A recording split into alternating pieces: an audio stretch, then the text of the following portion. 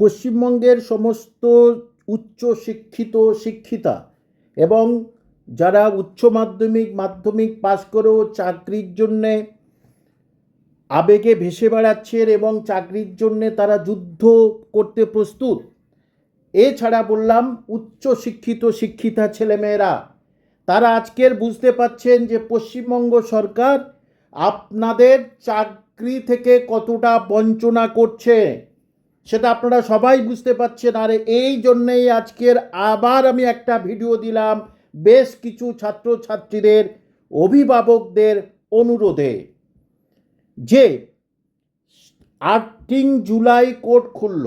8 জুলাই যেই কোর্ট খুলল তখনই সারা ভারতবর্ষের 12খানা রাজ্য এবং কেন্দ্রীয় সরকার নিটের জন্যে ওই 8 তারিখেই 9 তারিখেই পর কিন্তু তারা সমাধানের রাস্তার জন্য ঝাঁপিয়ে পড়ল, যাতে সুষ্ঠুভাবে সুন্দরভাবে চাকরির পরীক্ষা অথবা ডাক্তারি ইঞ্জিনিয়ারিং ইত্যাদি পরীক্ষাগুলো যেন আবার সুষ্ঠুভাবে হয় এবং কোর্ট যেন সেটার সমাধান খুব তাড়াতাড়ি করে দেয়।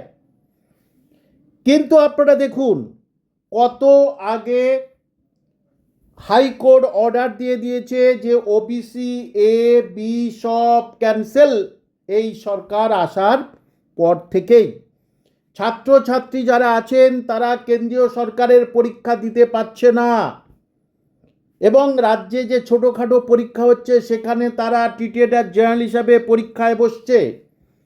কিন্তু রাজ্য সরকার নাকি মানবিক রাজ্য সরকার, কই একটুতেও মন গলছে না।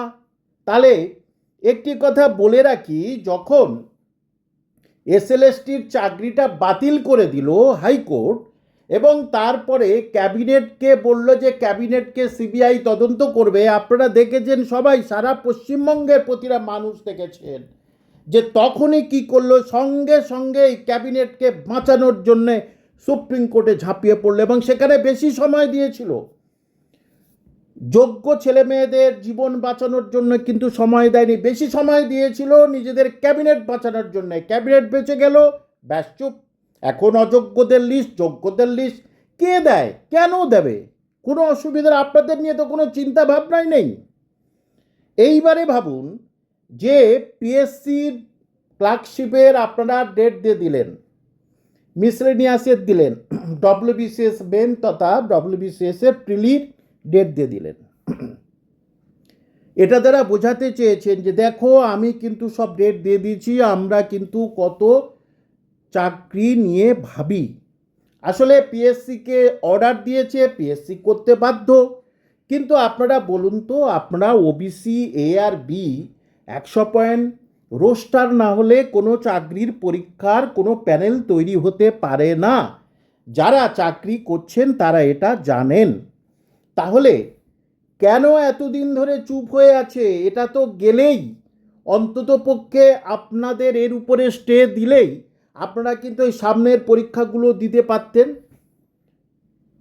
তার মানে এসএলএসটি নিয়ে সুপ্রিম কোর্ট যে রায়টা দেবে, সেই রায় দিলেও যদি বিজ্ঞপ্তি দেয়, সেখানে কিন্তু আবার গড়িমসি করবেই যে ওবিসি এ বি নিয়ে জল ঘোলা হচ্ছে। সেটাও তো হাইকোর্টের অর্ডার আছে, আবার সেটার জন্য কিন্তু আসতে হবে আবার সুপ্রিম কোর্টে। আবার কতদিন দেরি করবে তার ঠিক নেই। আপনাদের আমি বলে দিচ্ছি, দেখবেন কিছুটা হলেও সত্যি হতে পারে।